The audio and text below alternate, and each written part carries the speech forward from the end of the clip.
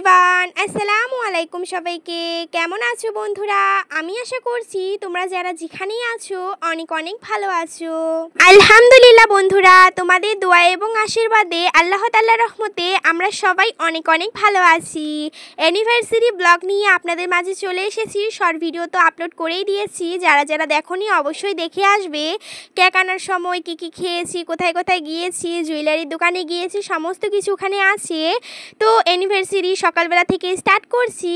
তো সকালবেলা ওই ঘরটা ঠিক করে নিয়েছিল, তারপরে এখানে লুচি বানিয়েছিল, চা বানিয়েছিল আর ঘুগনি বানিয়েছিল। এগুলো দিয়ে সকালের ব্রেকফাস্ট কমপ্লিট করলাম। ওখানে গিয়ে তো ফুচকা খেয়েছি, তারপরে পারাটা খেয়েছি, মিষ্টি বা জিলাপি এগুলো অনেক কিছু খেয়েছি। ওগুলো তো ওখানে ভিডিও আছে, জাস্ট আমি এখানে ফুচকা খাওয়া ভিডিওটা দেখিয়ে দিলাম। এখানে পাপড়ি চাট নিয়েছি আর ফুচকা খেয়েছিলাম, ভাবলাম যে গাড়ির মধ্যে বসে বসে খাবো, তাই আরও নিয়েছিলাম। তো আমার কিন্তু ফুচকা খেতে দারুণ লাগে। আমরা কিন্তু এখানে আমাদের ওখানে শপে গিয়েছিলাম, যেরকম বাজারে গিয়েছিলাম, বিশালে গিয়েছিলাম, ওগুলোতে গিয়েছি। ওগুলো শুধু শর্ট ভিডিওতে দিয়েছি আর লং ভিডিওটা সিম্পলভাবে করেছি। এখানে মাটন কষা করছিল আমার মা, তো মাটন কষাটা কিন্তু রান্না করছিল, তাই আমি একটু নেড়ে দিলাম, আমাকে বলল।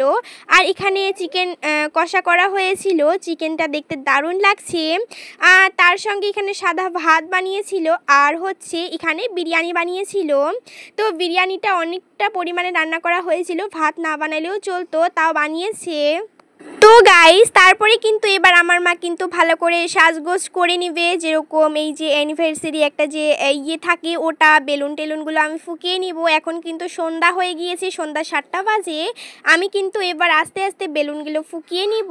আর আমার মা কিন্তু ওই যে ওই কাঠগুলো না, আমার মা ওই ঘরে লাগিয়ে নেবে। তারপরে দেখুন ভালো করে আমি বেলুনগুলো ফুকিয়ে নিয়েছিলাম, আমার বোনও আমাকে হেল্প করছিল। পুরো ভিডিওটা সঙ্গেই থাকুন, যারা যারা লাইক করোনি প্লিজ লাইক করে সাথে থাকবেন। তারপরে দেখুন আমার বাবা কিন্তু রাতের বেলা কেকটা নিয়ে এসে গিয়েছে। আর কেকটা কিন্তু না, মানে অ্যানিভার্সারি যে মিনি ব্লগ দিয়েছি ওখানে কিন্তু দেখা হয়নি যে কেকটা আনা হয়েছে। তো তারপরেই দেখুন আমার বাবা কেকটা এনে নিয়েছে, তার সঙ্গে আবারও অনেক কিছু নিয়ে এসেছিল, যেরকম আরও বেলুন নিয়ে এসেছিল, কাঠ নিয়ে এসেছিল। তো তারপরেই দেখিয়ে দিলাম। আর কেকটা কেমন হয়েছে আমাকে কিন্তু কমেন্ট করে জানাতে কেউ ভুলবে না। তারপরে আমার মা এই ঘরে একটু দেখিয়ে দিতে বলল, কারণ মানে অন্য একটা বেড কভার লাগা হয়েছে। বেলুন টেলুনগুলো কেমন লাগছে অবশ্যই কিন্তু কমেন্ট করে জানাবেন বন্ধুরা।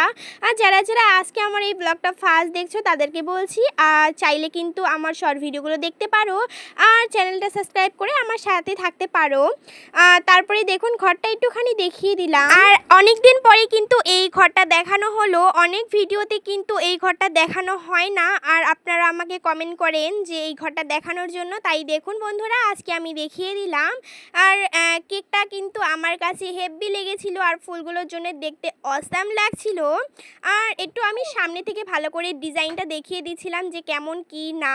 তো ওখানে 15 ইয়ার্স অ্যানিভার্সারি লেখা আছে। শর্ট ভিডিওর মধ্যে তো শুধু দেখিয়েছিলাম যে আমার বাবা একটা সারপ্রাইজ নিয়ে এসেছিল, তো ওই সারপ্রাইজটা হলো দেখতেই পাচ্ছেন।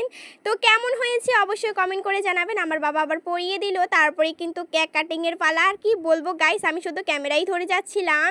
তারপরে চিকেন, মাটন, ভাত, বিরিয়ানি এগুলো খেলাম, লাস্টের দিকে মিষ্টি পান খেলাম। Thanks for watching. আজকের ভিডিও এই পর্যন্তই।